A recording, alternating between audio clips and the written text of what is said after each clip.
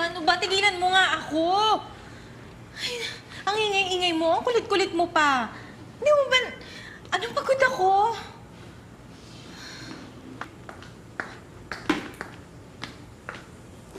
Sige na, ha? Umakyat ka na muna sa taas.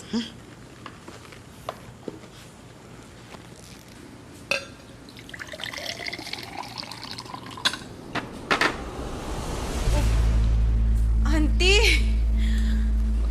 Kanina pa po kayo dyan? Alam mo, naniniwala ako na babalik din ang dating Hilda. Napakabuti mong tao. Lagi mong inuuna ang iba kaysa sa sarili mo. Okay po, noted.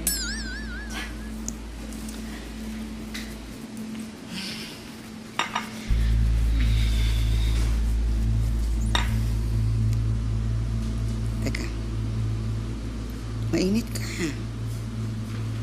Parang magkakasakit ka. Daisy, bilisan mo na.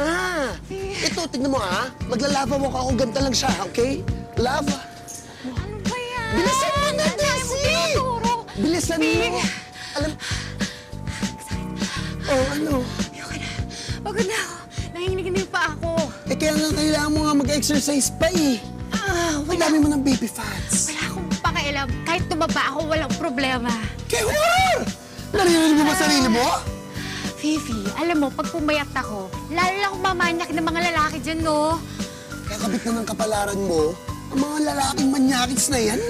Eh, basta ayoko na. Pagod na ako. Ikaw na lang. Bahala ka dyan.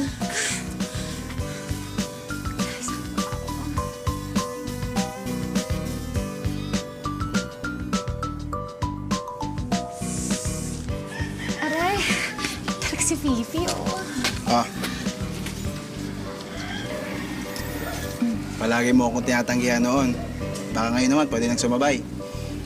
Nag-i-stretching na ako.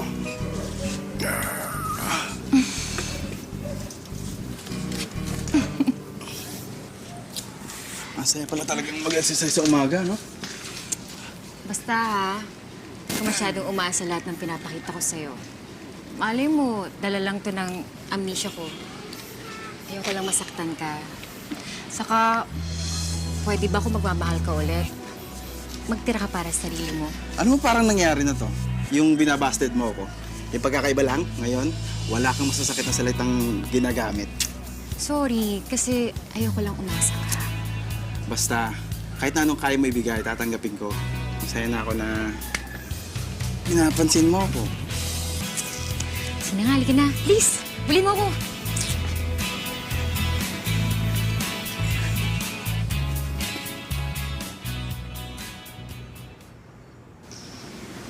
Bakit ata ang aga mong dumating? Nag-early out ako kasi I had to take care of my sick wife. Oh, eto pinaghanda kitang mainit na lugaw para kumaan ang pakiramdam mo. Salamat po. Uy! Huwag ka nga humawak at kayo pa mamaya mahawa kayo, no? Ito si Auntie Mimi, nahihiya pang aminin na gusto rin lang makiyakap. Group hug! Ay, tama na ha, mabibinat si Hilda. Tula kayo, gusto mo parang lugaw? Sige po. Ikaw, lugaw. Sige, Auntie Mimi. Oh, sige, walang hawak ha. Matagal ko nang pinapangarap magkaroon ng buo at masayang pamilya. And now that I have one, hindi ko na to bibitawan.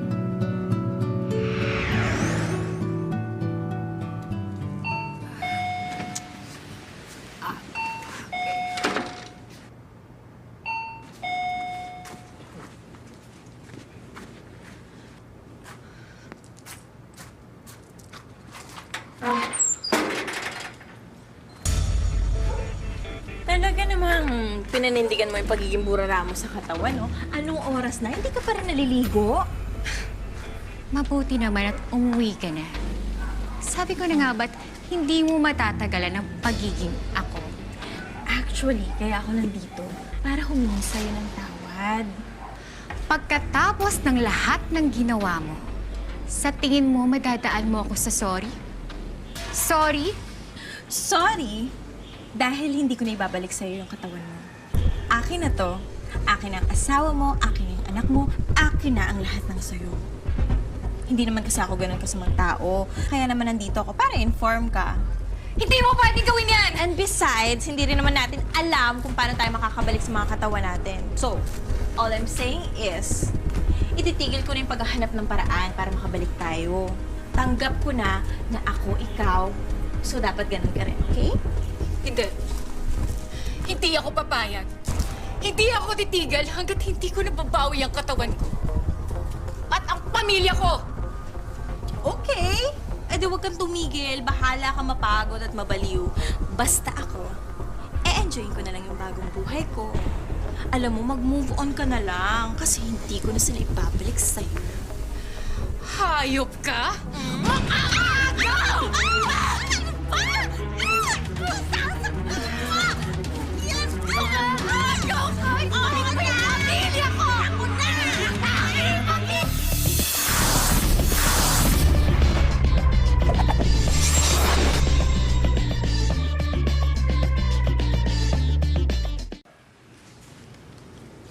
Ano ba na naman kasi nangyari sa'yo? May tumambang na naman bang legal wife? Alam mo, nawiwili na yung mga bruhang yan, ha? Kasalanan mo ba na napaka-chararat nila at naghahanap ng maganda at fresh yung mga asawa nila? Fifi, handa na ako maging 100% na Daisy. Ibabalik ko siya.